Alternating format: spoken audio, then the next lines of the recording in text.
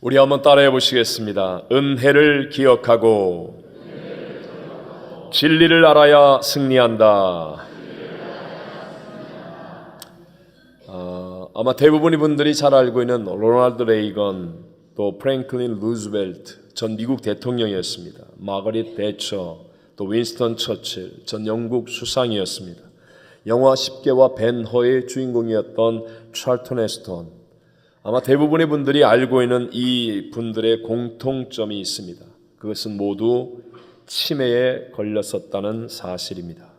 치매는 뇌세포가 손상되거나 파괴되어서 일상생활이 불편할 정도로 지적 능력이 저하되는 질환을 말합니다. 기억장애와 함께 언어장애, 방향감각 소실, 계산력 장애, 판단력 장애 등 적어도 한 가지 이상의 다른 인지 기능의 장애가 함께 찾아옵니다. 또 시간이 갈수록 장애의 범위가 넓어지는 질병이기도 합니다. 치매의 폭발적인 증가가 마치 해일과 같다. 2017년 7월까지 10년 동안 WHO 세계보건기구 사무총장을 했던 마거릿 첸이라는 분이 한 유명한 말입니다. 고령화가 빨라지면서 세계 치매 인구가 3초에 1명씩, 1시간에 1200명씩 폭발적으로 늘고 있기 때문입니다. 마치 거대한 쓰나미처럼 치매가 전 세계를 덮치고 있습니다. 2010년에 이미 유럽은 치매 인구가 1천만 명에 육박했고 미국은 800만 명, 아시아는 1600만 명이나 되었습니다. 2050년 세계 치매 환자는 1억 3천만 명을 넘어설 것이라고 합니다. 이제는 고령화 사회보다 치매 사회를 대비해야 할 때라는 것입니다. 이와 마찬가지로 영적으로도 대비해야 하는 것은 영적 치매를 예방하는 믿음입니다. 오늘날 교인의 숫자는 많아지고 교회 건물은 좋아졌는데도 불구하고 은혜를 기억하는 사람 또는 진리를 아는 사람이 적다면 그런 모든 것들이 무슨 소용이 있겠습니까? 신앙의 기간이 얼마나 되었다, 내가 직분이 무엇이다, 옛날의 업적이 무엇이다, 이런 것보다도 하나님의 은혜를 기억하고 하나님의 진리를 아는 믿음이 되도록 해야 한다는 것입니다. 여러분, 오늘 우리들이 한 달에 한 번씩 이 성찬을 함께 나누는 이유가 무엇이겠습니까? 물론 주님의 명령이시죠. 그런데 왜 주님이 이렇게 말씀하십니까? 너희가 이를 행하여 나를 뭐하라? 기념하라. 여러분, 예수님을 기억하고 예수님의 약속을 되새기게 되시기를 바랍니다. 자, 오늘 우리가 함께 읽었던 이 성경 본문 말씀에는 예수님의 엄청난 책망이 나옵니다. 오늘 본문 23절을 읽어봅니다. 시작. 예수께서 돌이키시며 베드로에게 이르시되 사탄아 내 뒤로 물러가라. 너는 나를 넘어지게 하는 자로다. 네가 하나님의 일을 생각하지 아니하고 도리어 사람의 일을 생각하는도다 하시고. 아멘. 예수님께서 베드로를 향하여 돌이키셨다는 거예요. 이 말은 베드로의 말과 태도에 정면으로 반대한다는 것을 보여주시는 행동이죠. 그리고 나서 엄청난 말씀을 하십니다. 사탄아 내 뒤로 물러가라. 너는 나를 넘어지게 하는 자로다. 엄청난 말씀이지 않습니까? 그리고 그 이유를 말씀합니다. 베드로가 하나님의 일을 생각하지 않고 도리어 사람의 일을 생각했기 때문이다 라고 분명하게 지적하셨습니다. 여기에서 이 예수님의 베드로를 향한 책망이 더 충격이 되는 것은요, 바로 직전에 이 예수님이 말씀하시고 이 책망을 하시기 바로 직전에 베드로는 예수님의 질문에 아주 놀라운 영적인 대답을 함으로 말미암아 주님께로부터 엄청난 칭찬과 복을 받았었기 때문입니다. 자, 함께 마태복음 16장 16절로 19절 바로 앞에 있는 구절들을 읽어볼까요? 시작. 시몬 베드로가 대답하여 이르되 주는 그리스도시요 살아계신 하나님의 아들이시니이다. 예수께서 대답하여 이르시되 바요나 시몬아 네가 복이 있도다. 이를 내게 알게 하니는 혈육이 아니요 하늘에 계신 내 아버지시니라. 또 내가 네게 이르노니 너는 베드로라. 내가 이 반석 위에 내 교회를 세우리니 음부의 권세가 이기지 못하리라. 내가 천국 열쇠를 내게 주리니 내가 땅에서 무엇인지 매면 하늘에서도 매일 것이요 내가 땅에서 무엇인지 풀면 하늘에서도 풀리리라 하시고. 아멘. 예수님께서 가이사라 빌립보에서 제자들에게 사람들이 나를 누구로 아느냐라고 질문하고 제자들의 대답을 들으신 후에 그러면 너희는 나를 누구로 아느냐라고 물었습니다. 아무도 대답하지 못하는데 베드로가 주는 그리스도시요 살아계신 하나님의 아들입니다. 놀라운 대답을 하죠. 그때 예수님 말합니다. 이를 내게 알게 하니는 혈육이 아니라 하늘에 계신 내 아버지시니라. 영적인 깨달음이 있었다는 겁니다. 그래서 놀라운 하나님의 칭찬과 복을 받게 되었지 않습니까? 그런데 바로 이 어마어마한 영적인 대답을 통하여 놀라운 칭찬과 복을 받았던 베드로가 바로 그 다음 순간에는 인간적인 생각의 반응으로 너는 나를 넘어지게 하는 자로다. 사단아 내 뒤로 물러가라. 무서운 책망을 받게 되었습니다. 베드로에게 영적 치매 증세라도 나타난 것입니까? 베드로와 마찬가지로 저와 여러분 우리 모든 인간은요 아담과 하와의 후손으로 태어났기에 이미 전적으로 타락한 존재라는 것을 잊어서는 안 됩니다. 그래서 여러분 우리가 아무리 좋은 인간적인 생각을 한다 할지라도 우리에게서 나오는 이 인간적인 생각은 하나님의 의를 이룰 수 있다 없다? 없다라는 사실이죠. 로마서 8장 6절로 8절을 읽어보겠습니다. 시작. 육신의 생각은 사망이요 영의 생각은 생명과 평안이니라. 육신의 생각은 하나님과 원수가 되나니 이는 하나님의 법에 굴복하지 아니할 뿐 아니라 할 수도 없음이라. 육신에 있는 자들은 하나님을 기쁘시게 할 수 없느니라. 아멘. 보십시오. 우리가 잘 알고 있고 요즘 새벽 예배 때 살펴보고 있는 이스라엘의 초대왕 사울은 하나님께 기름 부음을 받았는데 결국은 망하는 사람이 되지 않습니까? 이유가 무엇입니까? 한마디로 말한다면 인간적인 자기 생각, 자기 본능대로 살았기 때문이었습니다. 이 사울도 처음에 왕이 될 때는요 정말 순수했고 겸손했고 예의 바르고 교양도 있었고 평균 이상의 삶을 살았던 훌륭한 사람이라고 말할 수 있습니다. 그런데 왕이 되고 난 후에 몇 번의 승리로 말미암아 그의 마음이 교만해졌습니다. 사무엘이라는 위대한 선지자가 하나님의 말씀을 전하는데도 들으려고 하지 않고 계속 인간적인 자기 생각, 자기 본능대로 사니까 결국은 패가망신하고 결국 비참하게 인생을 끝내는 사람이 되고 말더라는 것입니다. 우리를 도둑질하고 죽이고 멸망시키려는 원수마귀, 지금 세상의 정사와 권세를 가지고 우리를 무너뜨리는 원수마귀가 바로 그것을 우리에게 속삭이고 있지 않습니까? 이것을 사상으로 말하면 자유와 평등을 추구하면서 살아라. 동성애도 낙태도 인권이고 자유와 평등을 추구하면서 사는 거야 하면서 자기 소견에 오른 대로 살라고 부추기고 있습니다. 여러분 이렇게 인간적인 생각을 따라서 살아가면요 처음에는 굉장히 화려해 보입니다. 박수갈채가 있습니다. 영웅처럼 보입니다. 강해 보이기도 합니다. 인간미가 있고 의리도 있어 보입니다. 하지만 결코 열매가 맺어지지 않으며 공허와 허물을 이기지 못하는 상태까지 가게 됩니다. 오늘 우리에게 이 땅에 구세주로 오시고 길과 진리와 생명이 되어주신 예수님은요 진정한 승리의 길을 우리에게 분명히 말씀하고 계신 줄로 믿습니다. 여러분 이 말씀을 명심하셔야 됩니다. 본문 24절입니다. 시작. 이에 예수께서 제자들에게 이르시되 누구든지 나를 따라오려거든 자기를 부인하고 자기 십자가를 지고 나를 따를 것이니라. 아멘. 어쩔 수 없이 저나 여러분이나 아담과 하와의 후손으로 태어난 모든 인간은 누구를 막론하고 다 본질상 진노의 자녀입니다. 허물과 죄로 죽을 수밖에 없는 존재라는 것이죠. 그러니까 인간은 누구도 절대 권력을 가질 수가 없고요. 또 100년도 살지 못하고 이 코끝에 호흡이 멈추면 흙으로 돌아가 하나님 앞에 서서 우리의 모든 말과 행위로 다 심판을 받게 될 존재라는 것입니다. 그러니까 여러분 우리는 유일한 구세주 예수 그리스도를 따라가야 되지 않겠습니까? 그러기 위해서 자기를 부인해야 합니다.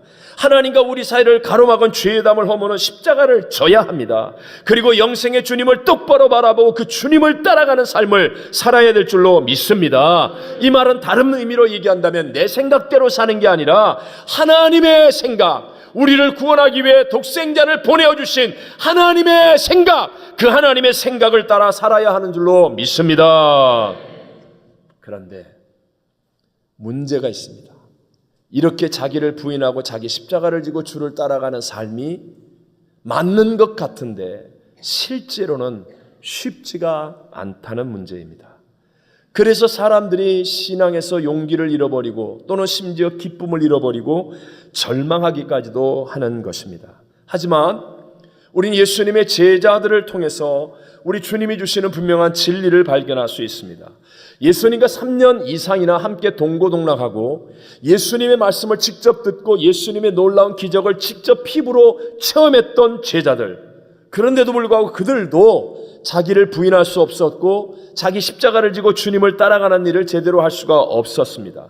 그런데 그런 실패자, 그런 보잘것없는 그 제자들이 오순절날 성령으로 충만해지고 난 다음부터 놀랍게도 자기를 주장하지 않고 자기를 부인하고 그리고 도망치거나 숨지 않고 자기 십자가를 지고 주님을 따라가며 세상을 변화시키는 위대한 사람들이 된 줄로 믿습니다. 그러니까 이 원칙은 우리들에게도 동일하게 적용하는 것입니다. 최고의 에덴 동산에서 하나님께 지음받은 아담과 하와가 자기 스스로 하나님이 되는 길을 선택했다가 하나님의 말씀대로 즉시로 영이 죽고 죄와 사망이 된 것처럼 이제 그 후손으로 태어난 우리가 회복되는 길도 우리의 선택에 달려 있다는 거예요. 길은 하나입니다. 독생자 예수 그리스도의 십자가와 부활을 통해 우리의 죄의 값 사망이 지불되어지고 하나님과 우리 사이를 가로막은 죄의 담이 허물어지고 부활하신 예수를 믿음으로 죽은 영이 거듭나서 하나님을 아빠 아버지라 부를 수 있는 중생의 사람이 되는 것, 그리고 이제 나를 부인하고 주의 십자가를 지고 주님을 따라가야 되는데, 그런데 내 힘으로 안 되기 때문에 우리도 제자들과 같이 성령으로 충만해야 될 줄로 믿습니다. 여러분, 만약에 우리가 이것을 놓치고 있으면 예수를 믿는다는 사실에 대해서 부인하지 않습니다. 그럼에도 불구하고 예수를 믿기는 믿는데 감격과 능력과 기쁨이 없으니까 가식으로 가리고 위선하게 되고 억지를 부리고 외식하게 되고 마음속에는 갈등과 분노가 가득 찬데도 겉으로는 할렐루야 아멘 이렇게 웃어야만 하고, 그러니까 주일날 하루 종일 교회 갔다가 집에 갈 때 저녁 때쯤은 아주 더 열받는 거예요. 더. 그래서 거의 대부분의 봉사자들이 저녁에 집에 가면서 차 안에서 싸우고 집에 들어가서 난리 피우고. 왜요? 하루 종일 쇼하다 왔으니까. 쇼하다 왔으니까. 여러분, 이런 가식의 신앙이 말이 됩니까? 주일날 교회 나갔다는 사람들이 월요일날 직장에서 일주일 동안 세상 가운데서 세상에 믿지 않은 사람보다 더 못한 삶을 살아가는 모습, 여러분, 이게 말이 되겠습니까? 예수를 믿었다 할지라도 여전히 우리의 육체는요 죄의 본능 속에 존재하고 있고, 그리고 더 무섭게 이 세상의 정사와 권세를 갖고 있는 원수 마귀는 우리를 도둑질하고 죽여 멸망시키려고 유혹하고 공격하고 있기 때문에 그런 것입니다. 그래서 우리를 위해 예수님께서는 다른 방법을 두지 않았습니다. 딱 하나 우리에게 성령님을 약속해 주셨다는 것입니다. 요한복음 16장 7절을 읽습니다. 시작. 그러나 내가 너희에게 실상을 말하노니 내가 떠나가는 것이 너희에게 유익이라. 내가 떠나가지 아니하면 보혜사가 너희에게로 오시지 아니할 것이요 내가 그를 너희에게로 보내리니. 아멘. 아멘.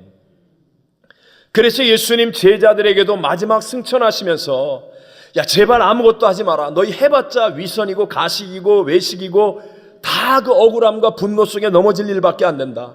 그러니까 아무것도 하지 말고 예루살렘을 떠나지 말고 내게 들은 바, 누구에게 들은 바? 예수님께 들은 바, 아버지의 약속하신 것. 누가 약속하신 것? 아버지의 약속하신 것을 기다려라. 요한은 물로 세례를 베풀었으나 너희는 몇 날이 못되어 무엇으로? 성령으로. 다시 한번 무엇으로? 성령으로 세례를 받으리라. 성령으로 세례받고 나니까 그 다음에 그 연약한 실패자들이, 그 보잘것없었던 무능력해 보이기까지 했던 사람들이 자기를 부인하고 자기 십자가를 지고 주를 쫓으며 세상을 변화시키는 위대한 하나님의 사람으로 증거되게 된 줄로 믿습니다. 그러므로 여러분, 우리가 이제 선택해야 됩니다. 선택. 내가 정말 값없이, 마치 에덴 동산의 그 놀라운 은혜를 값없이 받은 아담과 하와처럼 값없이 예수님의 십자가의 은혜를 체험하고 구원받은 하나님의 자녀가 되었다면, 이제는 그 구세주 예수님께서 우리에게 말씀하시고 약속하신 성령을 선택하게 되시기를 바랍니다. 갈라디아서 5장 16절입니다. 시작. 너희는 성령을 따라 행하라. 그리하면 육체의 욕심을 이루지 아니하리라. 아멘. 잘 들으십시오. 여러분, 어둠은 실체일까요? 아닐까요? 어둠은 실체가 아닙니다. 그래서 여러분, 빛을 비추면 어둠이 있어요? 없어요? 없어지는 거예요. 어두움이 있는 것 같은데 사실은 빛 한번 쫙 비추면 어둠이 한순간에 사라지지 않습니까? 그러니까 어둠과 싸우는 게 아니라 빛을 비추는 거예요. 어둠과 싸울 필요가 없어요. 어둠아 물러가라. 태권도를 하고 권투를 하고 킥복싱을 하고 암만 해도 어둠이 물러가는 게 아니에요. 어둠은 실체가 아니기 때문에 상대하는 게 아니라 빛을 비추면 되는 거예요. 빛을 비추면. 마찬가지로 우리 안에 있는 육체의 욕심, 염려, 근심, 실체가 아니라니까요. 두려움, 원망, 불평, 악한 생각, 부정적인 생각, 실체가 아니라니까요. 쓸데없는 거 원망하고 있고, 쓸데없는 거 염려하고 있고, 쓸데없는 거 자기가 만들어서 근심하고 있다니까요. 실체가 없는 것하고 내가 싸워서 염려 안 해야지, 근심 안 해야지, 두려워하지 말아야지, 불평 안 해야지, 미워하지 말아야지. 백날 싸워도 백전백패예요. 그게 아니라, 어둠과 싸우는 게 아니라 빛을 비추면 어둠이 사라지는 것처럼 성령을 상대하여 성령을 따라 행하면 한순간에 모든 어두움과 원망과 불평, 미움, 갈등, 악한 것, 부정적인 것 다 사라지게 될 줄로 믿습니다.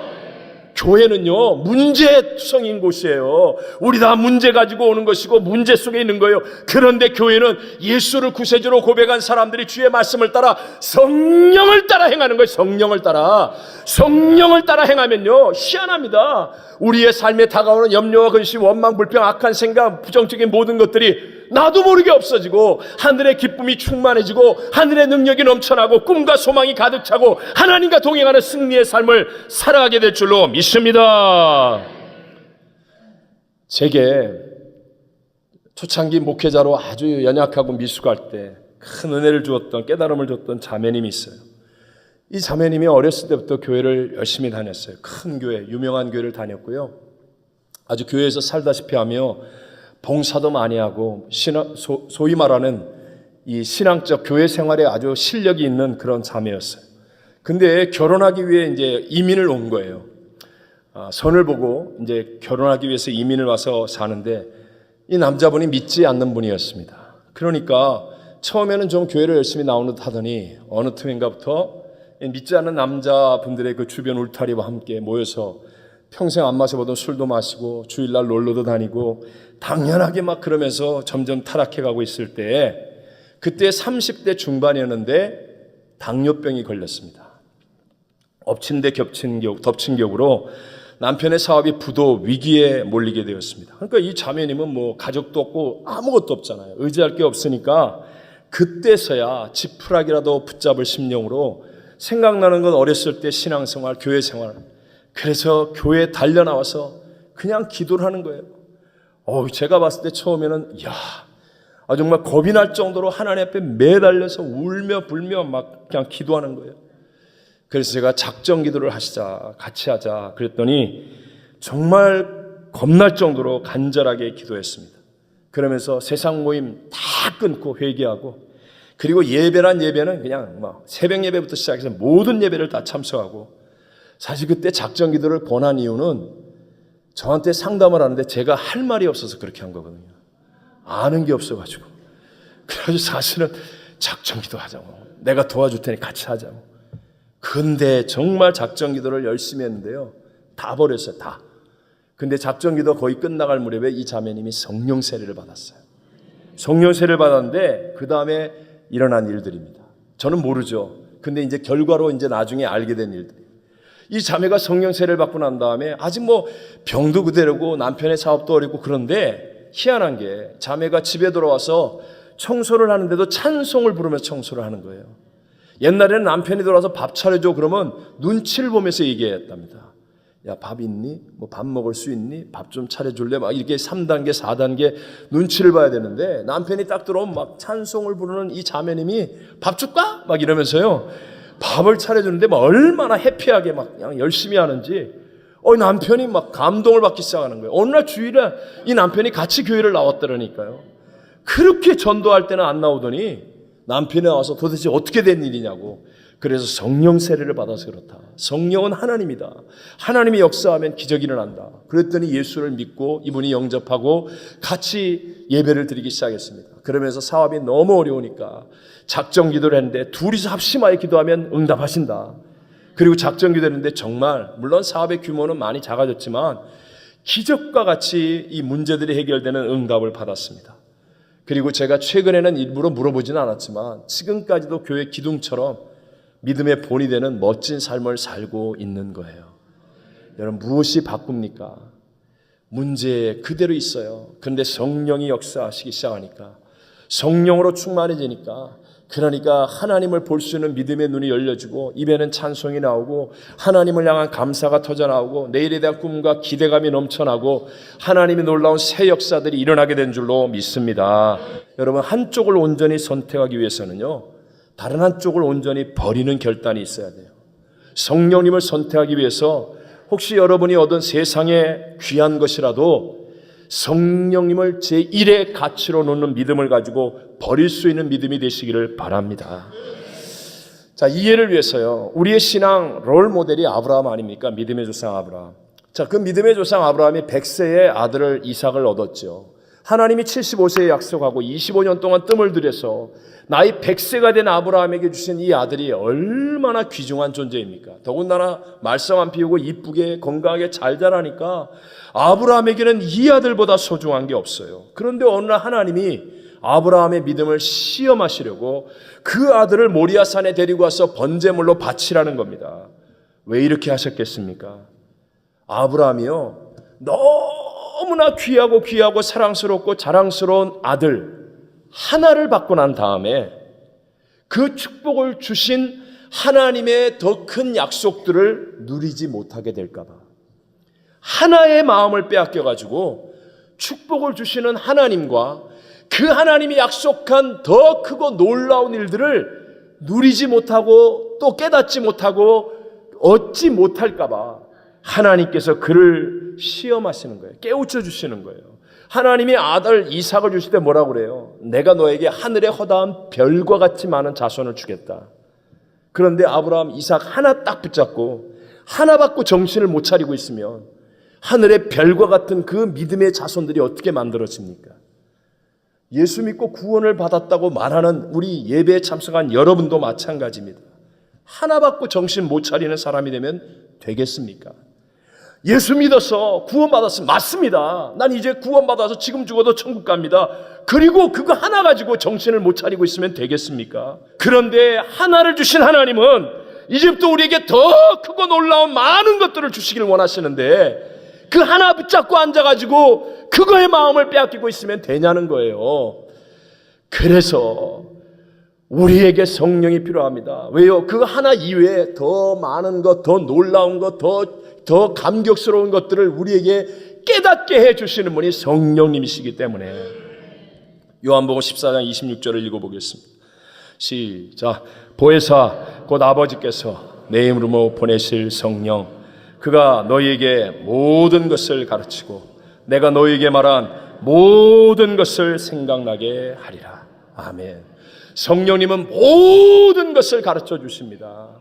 모든 것을 생각나게 해주시는 분이십니다. 또 고린도서 2장 9절과 10절입니다. 시작.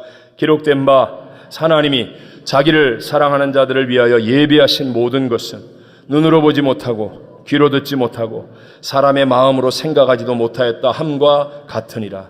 오직 하나님이 성령으로 이것을 우리에게 보이셨으니 성령은 모든 것 곧 하나님의 깊은 것까지도 통달하시느니라. 아멘. 우리 눈으로 보지 못해요. 귀로 듣지 못해요. 마음의 생각으로도 박사학위를 10개를 가지고 있어도 깨닫지 못하는 게 하나님이 우리를 위해 예비한 많은 것들, 깊은 것들, 그것을 통달하시는 분은 오직 성령 하나님이시기 때문에 반드시 여러분 성령으로 충만하게 되시기를 바랍니다. 성령님께 사로잡히게 되시기를 바랍니다. 내 생각대로 살지 말고 성령께 사로잡혀 생각하게 되십시오. 내 의지로 내 감정으로 판단하지 말고 성령님께 기도하여 성령의 감동을 따라 살아가십시오. 우리의 언어까지도 성령께 붙잡혀서 다른 방언을 말하면서 살게 되시기를 바랍니다. 제가 마지막으로 이 얘기하려고 그래요. 청교도들의 후예들 아닙니까? 이 미국 땅이 그 후예들에게 베푸신 하나님의 은혜가 얼마나 큰데요. 그런데 요즘은 이 은혜를 잊어가며 영적 침해 현상이 일어나죠. 그럴 때가 있었습니다. 그때 이 미국을 다시 살리고 부흥을 일으켰던 분 중에 한 분이 D.L. 무디예요. 이분이 했던 말 중에 제게는 큰 감동과 도전을 줬던 말입니다. 예수 믿는 우리는 새는 바가지다. 다시 한번, 예수 믿는 우리는 뭐라고요? 새는 바가지다. 새는 바가지다. 이 말이 뭐예요? 예수를 믿어도 자신의 연약함을 좀 알아야 한다. 이거 기억해라. 우리는 불완전한 존재다. 여러분, 새는 바가지는 어때요? 새는 바가지가 유용하기 위해서는요, 계속 그 바가지에 물을 담고 있어야 돼요.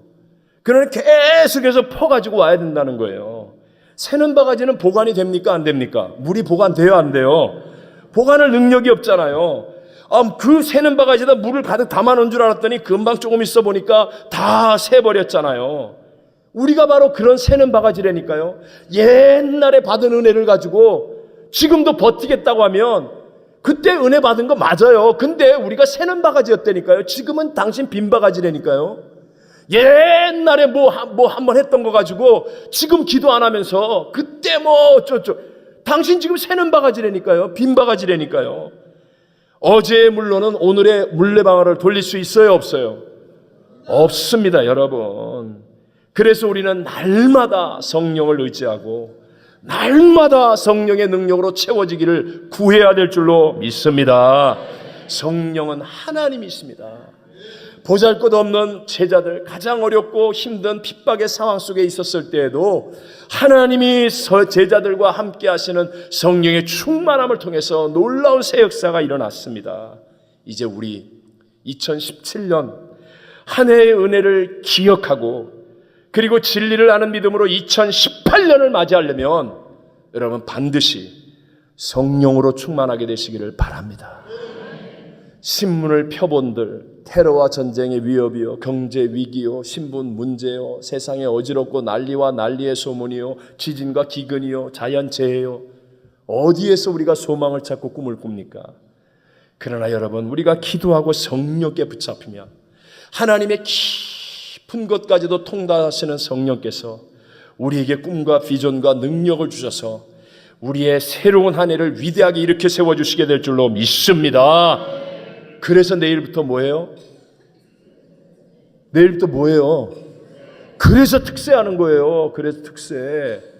이건 남들이 하는 거예요, 남들이. 여러분이 정말 한 해를 감격스럽게 정리하고 새로운 한 해를 믿음으로 승리하게 하려면 여러분 같이 함께 모여 기도하여서 성령의 충만함을 누리게 되시기를 바랍니다. 예배와 기도 속에 임하는 성령님의 역사만이 내게 있는 영적 침해 현상을 막아주고 그리고 계속해서 하나님의 은혜와 약속 안에서 승리하는 삶으로 인도를 받게 해주는 것입니다. 우리 이런 믿음으로 위대한 승리자, 믿음의 승리자들 되시기를 주의 이름으로 축원합니다.